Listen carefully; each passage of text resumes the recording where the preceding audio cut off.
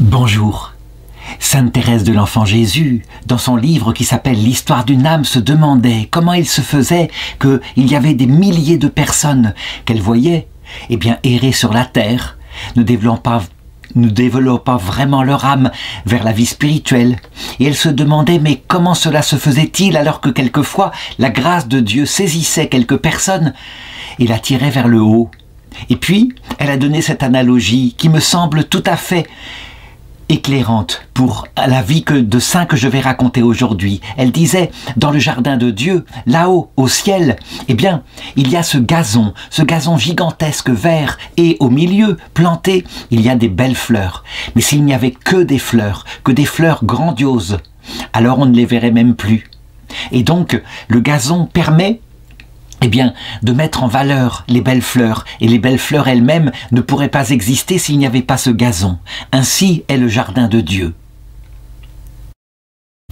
Je voudrais raconter dans cette vidéo l'histoire d'une petite sainte qui n'a vécu que 23 ans sur terre, qui a vécu à l'époque difficile des Carolingiens et qui pourtant a laissé dans la traînée de sa vie si courte un parfum de lumière tellement fort qu'on ne l'a jamais oublié.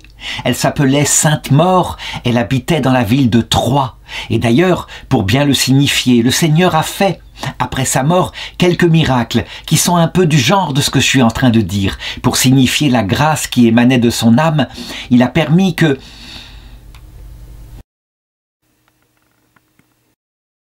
lors de ses funérailles, le moine Véranus, qui avait perdu l'odorat depuis très longtemps, tout d'un coup se remet à retrouver l'odorat, et ce parfum étonnant qui émanait dans toute l'église remplit son odorat. C'était un parfum de violette mêlé de rose, quelque chose d'infinissable, quelque chose qui semblait venir du ciel. Je dirais que pour lui, et ensuite il l'a écrit, il en a témoigné, pour lui, il y avait donc un phénomène mystique extraordinaire, extérieur, avec une guérison de son odorat, afin que chacun comprenne le parfum de grâce qui était invisible mais qui était présent dans l'âme de la petite Sainte Maure. Ce que je vais raconter d'abord, nous est connu en détail par le sermon que saint Prudence, qui était l'évêque de Troyes, qui a présidé aux funérailles de Sainte Maure, a écrit par la suite pour raconter toute sa vie, lui qui l'avait suivi jusqu'à sa mort. Elle est née en 827 après Jésus-Christ, dans la ville de Troyes. Donc, dans cette partie de la France qui avait été conquise par les tribus germaniques et qui était en train de se civiliser. Les parents de cette jeune fille étaient riches en argent, mais aussi de la première chose qui est importante.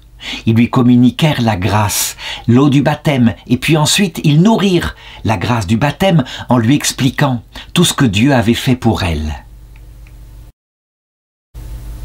Je raconte souvent dans ces vidéos des vies de saints qui datent ainsi du Moyen-Âge et où on mettait facilement en avant lorsque la grâce saisissait des enfants. Ce fut le cas pour elle. Très jeune, dès qu'elle eut l'âge de raison, on la vit se diriger volontairement et avec une grande énergie vers la recherche de Dieu. C'est vrai que lorsqu'on regarde, je l'ai dit au début de cette vidéo, les autres enfants, on les voit préférer jouer, s'amuser avec des camarades. Certes, ils restent pieux, mais elle, ce fut particulier. Elle se tournait vers Dieu de toutes les forces de son âme. Voilà ce que dit saint Prudence, parce qu'il la remarqua. Tous les jours, elle assistait aux offices et aux saints sacrifices de la messe dans la cathédrale. Tous les mercredis et tous les vendredis, alors qu'elle était toute jeune, elle jeûnait au pain et à l'eau, et elle s'y rendait à la messe pieds nus, sans manteau. Elle eut aussi, et ça je l'ai constaté, dit saint Prudence, une grande dévotion envers une petite sainte qui avait vécu bien avant elle, ici, dans notre ville de Troyes, sainte Mathie, et dont elle allait souvent embrasser le tombeau. Cette attraction qu'elle avait pour la Vierge Sainte Mathie qui avait vécu bien avant elle, qu'elle n'avait pas connue, mais dont l'histoire était racontée dans tout Troyes, était encore une trace de la grâce de Dieu, ce qu'on appelle la communion des saints. Sainte Mathie était depuis longtemps dans l'autre monde, et je vais résumer sa vie en quelques mots. Mais Manifestement, elle venait sur terre, envoyée par Dieu, par la Sainte Vierge, et invisiblement, elle attirait l'âme de la petite Sainte Maure vers elle. Qui était Sainte Mathie? Eh bien, c'était une simple ouvrière, une pauvre ouvrière chrétienne au IVe siècle après Jésus-Christ, qui travaillait pour un boulanger. Et puis, il s'avérait que par amour pour Dieu, elle distribuait discrètement des miches de pain à des pauvres qu'il y avait dans la ville, mais que jamais le boulanger ne s'en apercevait, parce que, à l'étalage, les miches de pain étaient là, et les bénéfices de la journée étaient tout à fait conformes à ce qu'il avait fabriqué comme pain. Cependant, un jour, il finit par s'en apercevoir, ne serait-ce que par la reconnaissance que les pauvres qui ne savaient pas se taire, eh bien, disaient en disant au boulanger « Merci pour votre servante. Ah, elle fait pour nous tellement de bien. » Et donc le boulanger, voyant qu'il n'y avait pas de perte de bénéfice, voulut un jour voir si sa foi était intense et donc, pour s'amuser ou pour mettre un défi, il prit une braise dans le feu qui servait à cuire le pain et il le mit dans le tablier de la petite Sainte Mathie, en se disant et en disant comme ça avec un drôle d'humour: puisque Dieu fait des miracles en ta faveur, voyons s'il en fera un autre ici.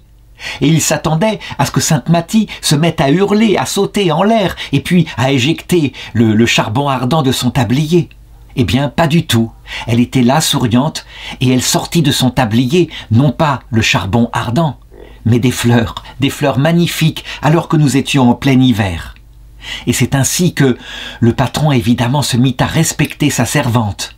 C'est une histoire très belle, hein, une histoire qui s'est souvent reproduite, et le phénomène mystique des fleurs a été parfois utilisé par Dieu dans l'Église pour signifier ainsi comment la grâce sort du cœur de certaines personnes.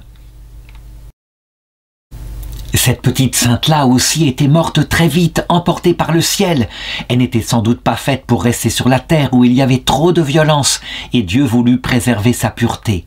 En tout cas, 50 ans après la mort de Sainte Maure, puisque je l'ai dit, elle n'allait rester sur terre que 23 ans, eh bien, on ouvrirait en 980, le 7 mai, le tombeau de Sainte Mathie et on retrouverait son corps absolument intact, comme si elle venait de s'endormir. Et le miracle serait connu dans toute la ville au point qu'elle est devenue, elle, la patronne de la ville de Troyes. En tout cas, ce qui est sûr, c'est que, des siècles après sa mort, la petite Sainte Maure était donc attirée par son tombeau. Et là, je voudrais m'arrêter. Certains diront, mais c'est injuste. Pourquoi la grâce ainsi attire-t-elle volontairement de la part de Dieu certaines personnes pour les élever vers un niveau de sainteté inusité, alors que d'autres ne sont pas attirés? Est-ce qu'il n'y a pas de la part de Dieu une injustice? Je réponds avec Jésus qu'il ne faut pas s'inquiéter. Toute justice sera faite. Lorsque, pris parmi les compagnes, ainsi, une petite jeune fille est attirée par Dieu, ce n'est certes pas parce que Dieu veut en faire une privilégiée.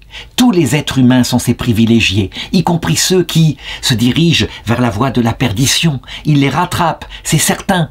Et nous devons le croire, Jésus l'a dit, « Heureux les assoiffés de justice, ils seront rassasiés. » De l'autre côté de cette vie, lorsque le Seigneur apparaît accompagné des saints et des anges, et en particulier, par exemple, de Sainte Mathie ou de Sainte Maure, eh bien, tout nous est donné.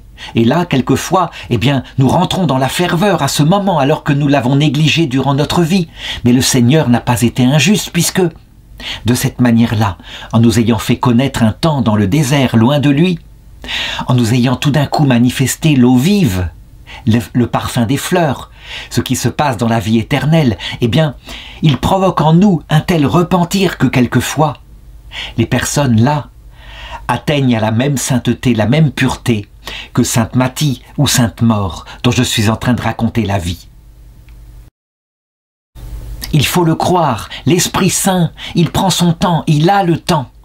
Et je dirais, il y aura toute justice de telle manière que si quelqu'un va en enfer, ce sera volontairement parce que, ayant eu la prédication en cette terre, ou peut-être pas, mais l'ayant eu, et ça c'est sûr, à l'heure de la mort, par le Christ lui-même, il l'aura refusé en toute liberté. Mais ça c'est ce qu'on appelle le péché contre l'Esprit Saint, je ne voudrais pas en parler ici. Continuons l'histoire de Sainte Maure. Dans la cathédrale de Troyes, où la petite enfant, Sainte Maure, se rendait pour prier, il y avait 3 images de Jésus qui étaient dispersées le long du chœur. Il y avait Jésus enfant, il y avait Jésus dans sa vie apostolique, et puis Jésus portant la couronne d'épines lors de sa passion. Eh bien, on la voyait, qui passait successivement d'une image à l'autre, qui se prosternait devant chaque image, qui embrassait le sol. Donc, l'enfant, la prédicateur, et puis la passion du Christ dans sa royauté, dans son infinie royauté, faite d'humilité et d'amour. C'est ainsi qu'elle vivait dans une profonde dévotion. Je voudrais montrer ici une image qui pourrait, même si ce n'est pas elle, c'est un dessin datant de bien plus tard, du XVIe siècle, peu importe, qui peut nous montrer ainsi, par l'apparence extérieure, ce qu'elle devait être pour ses contemporains, véritablement pleine de grâce. Oui, elle apparaissait comme telle. Sa mère, qui s'appelait Sidulie, et son frère, qui s'appelait Eutrope, disent qu'elle fit vœu de chasteté dès qu'elle put comprendre ce que cela signifiait. Et on la voyait toujours. C'était magnifique, on la voyait exemple et miroir d'honnêteté, de dévotion, de pudeur. Même son évêque, en admiration devant une telle fleur du Seigneur, eh bien, lui qui était un peu rhinocéros, un peu épais, et qui faisait des sermons parfois très durs, eh bien, il raconta lui-même que son cœur de pierre, lui, s'était transformé peu à peu, sous son influence, en la regardant simplement, en un cœur plein de dévotion. Elle avait aussi un père qui était là, un vrai père de l'époque, c'est-à-dire qui pensait qu'il fallait exercer une autorité très dure pour éduquer les enfants. Eh bien, devant le caractère angélique de sa fille lui-même, et il s'appelait Marien, lui-même changea de peu à peu de comportement. C'était comme si, dans les parfums de son comportement, alors que normalement on n'est pas prophète dans sa maison, ça ne peut pas être possible, je dirais, on voit les défauts, mais dans la maison elle-même, elle transforma son père qui, à un moment donné, décida de donner tous ses biens à l'Église pour faire charité aux pauvres, et il se prépara ainsi à la vie éternelle, ayant renoncé à tout sur la terre. À l'âge de 22 ans, d'après son frère et sa mère, eh bien, elle décida que sa vie serait dans le célibat définitif. Et le vœu de chasteté qu'elle avait fait plus jeune, eh bien, elle le confirma définitivement et se fit religieuse, mais religieuse de maison. À cette époque-là, il n'y avait pas encore possibilité vraiment d'aller dans des couvents bien organisés. La beauté de son comportement, la beauté de son âme qui transparaissait, changeait les gens autour d'elle. Et c'était d'abord un miracle de voir ainsi de gros bonhommes un peu vulgaires, tout d'un coup en sa présence, se transformer en des elfes délicates, pleins de respect. Mais non seulement il y avait cet effet extérieur par la grâce qui émanait d'elle, mais, je dirais, le Seigneur bénissait sa présence par des miracles objectifs. Par exemple, de seul attouchement avec des linges qu'elle avait donnés guérissait des malades. Et son frère Maurice raconta que lui, un jour, alors qu'il souffrait des yeux, eh bien, il prit des larmes, une larme qui était tombée des yeux de Sainte Maure tandis qu'elle priait. Il s'en frotta les yeux. Il retrouva tout de suite la santé de ses yeux. Là encore, il faut s'arrêter sur ce genre de miracles, qui sont des miracles évangéliques. Une larme qui tombe des yeux de Sainte Maure et qui guérit et qui rend la vue à son frère. Ça signifie spirituellement des tas de choses. Je veux dire par là que, en la suivant, en suivant l'odeur de ses parfums, on marchait vers le Christ, on était dirigé vers le haut. Évidemment, certains diront, je n'ai pas eu la chance de rencontrer ainsi une sainte dans ma vie, et donc pas étonnant que je me sois tourné vers le sol, vers la terre. Je répondrai, ils ont bien raison, mais qu'ils ne s'inquiètent pas, ils rencontreront la même chose. Lorsque la Vierge Marie, à l'heure de leur mort, s'ils ont dit ne serait-ce qu'une fois dans leur vie, le Je vous salue Marie, priez pour nous pauvres pécheurs, maintenant et à l'heure de notre mort. Lorsqu'ils la verront leur apparaître à l'heure de leur mort, et qu'ils verront directement, en voyant son apparition sensible, son âme, alors ils auront la même impression qu'avaient les gens lorsqu'ils considéraient Sainte Maure. Un 1 an après s'être consacrée à Dieu, le Seigneur l'emporta dans l'autre monde. Elle tomba malade et elle mourut le 21 septembre 850 à l'âge de 23 ans. C'était le jour de la fête de Saint Matthieu. Et les gens furent véritablement dans la douleur, dans les larmes, tandis qu'ils accompagnaient son corps pour sa dernière demeure, pour son enterrement. D'ailleurs, on dit que sa mère, en préparant son corps, trouva sur elle un cilice qu'elle portait, je veux dire une espèce de chaîne autour de sa taille, sans doute pour s'infliger quelques douleurs, pour ne pas être simplement dans le confort de la vie quotidienne. Elle retira ce cilice, elle voulut le garder comme relique, elle le divisa en 3 morceaux et elle remit le 3e morceau à l'évêque, qui garda ce morceau de silice comme un trésor. Les gens, à cette époque-là, étaient attirés par les reliques, évidemment. Il fallut donc protéger son corps pour qu'on ne vienne pas prendre un morceau de vêtement. Mais des gens demandèrent à récupérer l'eau qu'avait servi à sa toilette mortuaire. Et donc, ils en gardèrent précieusement dans de petites bouteilles. Et une personne, le jeune Léonce, le fils de Damon, qui était saisi d'une grande fièvre, but le petit flacon qu'on lui avait apporté. Et instantanément, il fut guéri.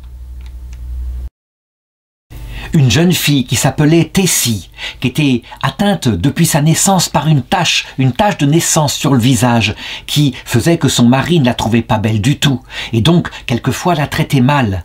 Elle prit de cette eau, elle en passa sur la tache, et son visage redevint parfait, incroyablement. Ce petit miracle-là, qui n'est pas la guérison d'une grande maladie, mais qui simplement permet à une jeune fille qui est mal dans sa peau, de se trouver bien, d'être de nouveau considérée par son mari, qui lui, changea son comportement, ne se contenta pas de regarder le visage de sa femme, mais de regarder au-delà de ça, de regarder son âme et de se préparer à la vie éternelle. Ce genre de petit miracle est tout à fait typique de l'immense délicatesse de cœur de la petite Sainte Maure. Évidemment, avec un tel trésor et son corps enterré ainsi dans l'église, les paroisses des alentours supplièrent, et au cours des siècles, finalement, son corps fut partagé en plusieurs morceaux pour que chaque paroisse puisse en avoir un. Par exemple, le bras de la Sainte est conservé à l'abbaye de Saint-Martin-les-Airs, mais il a été détruit à la Révolution française. Pour ce qui concerne certaines parties de son corps qui n'est pas resté intact, c'est la paroisse, l'église du village de Sainte-Maure qui l'a pour titulaire et qui a fabriqué une espèce de mannequin comme cela, magnifique, pour pouvoir se faire une idée de ce qu'elle pouvait être. Mais évidemment, c'est fait de manière très naïve, mais n'empêche, on y voit la dévotion profonde que toutes les générations ainsi eurent pour cette Vierge bénie, en espérant évidemment qu'elle serait là aussi, elle, avec la Vierge Marie, pour les accueillir et pour les aider à demander pardon pour les péchés, parce que les gens évidemment étaient beaucoup moins purs qu'elle quand ils arrivaient dans l'autre monde, mais ils avaient confiance dans son intercession.